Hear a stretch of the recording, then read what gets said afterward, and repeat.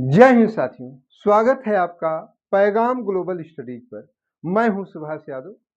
महाकाव्यों की जो मैंने सीरीज शुरू की है, सबसे पहला उसमें कौन वीडियो दिया था मैंने? रामायण के बारे में। दूसरा है महाभारत के बारे में। रामायण और महाभारत उत्तर भारत के दोनों महाकाव्य हैं, ठीक है। यहां पर देखिए, महाभारत, महाभारत की लिपि और भाषा है संस्कृत, यानी देवनागरी लिपि में लिखा गया है और देववाणी संस्कृत है। इसके लेखक हैं महर्षि कृष्ण द्वैपायन वेद व्यास। आपके संज्ञान में आ रही बात ना, वेदों के जो संकलन करता है महर्षि कृष्ण द्वैपायन वेद व्यास जी, यही है। आगे देखिए, जो परीक्षा के दृष्टिकोण से बहुत महत्वपूर्ण है। दरअसल शुरुआती दौर में देखा जाए, रामायण में श्लोकों की संख्या 8800 थी। तब इसका नाम था जय संहिता, जो कि आपकी आईएएस पीसीएस विभिन्न परीक्षाओं में बार बार प्रश्न पूछा जाता है कि महाभारत का पूर्व नाम क्या था। तो महाभारत का पूर्व नाम क्या है? जय संहिता। बाद में कुछ और श्लोक मिल गए, श्लोकों की संख्या हो गई 24,000। अब इसका नाम हो गया भारत, क्योंकि इसमें राजा भरत और उनके वंशजों की कहानियां दी गई हैं। वर्तमान में श्लोकों की संख्या 1 लाख है।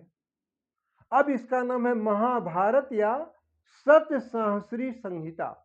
सतसहस्री संहिता जरूर रट लीजिएगा कि पूछ लिया जाए कि भाई निम्नलिखित में से किस ग्रंथ को सतसहस्री संहिता नाम से जाना जाता है, तो उसमें कौन है? महाभारत है। क्लियर?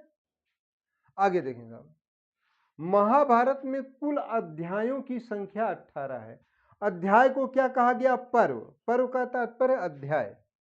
और महाभारत में जो 18 अध्याय हैं, उनमें सबसे प्रमुख है शांति पर्व।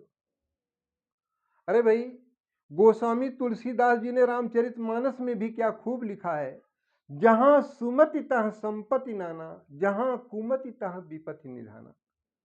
क्योंकि महाभारत में युद्ध है, ठीक है, तो शांति पर्व सबसे प्रमुख है।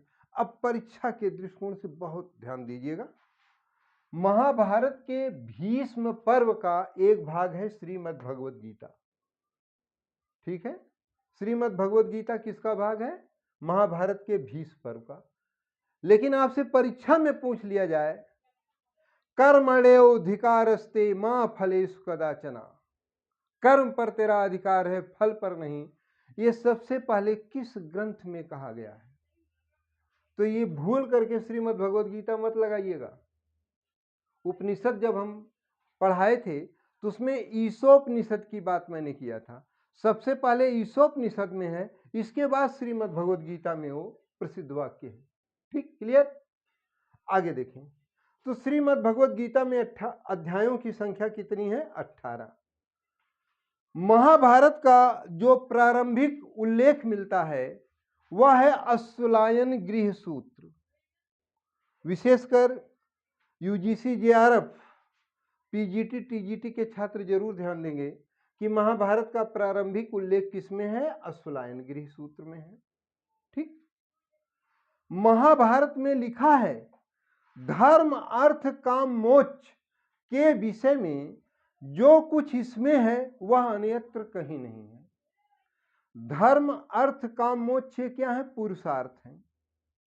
एक व्यक्ति से उम्मीद की जाती है कि अपने जीवन में इनका पालन करे। खैर, अब आगे देखें। महाभारत का सबसे पहले तमिल भाषा में अनुवाद पेरुन देवनार ने भारतम नाम से किया था। आपसे परीक्षा में आ सकता है कि महाभारत का सबसे पहले किस भाषा में अनुवाद किया गया? तो महाभारत का सबसे पहले तमिल भाषा में अनुवाद किया गया। किसने किया? पेरुन देवनार ने। और किस नाम से किया? भारतम नाम से। ठीक है। मुगल बादशाह जलालुद्दीन मोहम्मद अकबर की बात मैं कर रहा हूं, क्योंकि मुगल काल में राजभाषा क्या थी? फारसी। तो महाभारत का फारसी भाषा में अनुवाद अब्दुल कादिर बदायूनी और नकीब खान ने रज्जम नामा नाम से किया था। किस नाम से किया था? रज्जम नामा। अब्दुल कादिर बदायूनी और नकीब खान ने रज्जम नामा नाम से किया था। अगला वीडियो मेरा पुराण पर होगा कि पुराणों की संख्या कितनी है, कौन कौन प्रमुख पुराण हैं जो आपके परीक्षाओं के दृष्टिकोण से बहुत ही महत्वपूर्ण है, तो अगला वीडियो उस पर होगा। Thank you so much.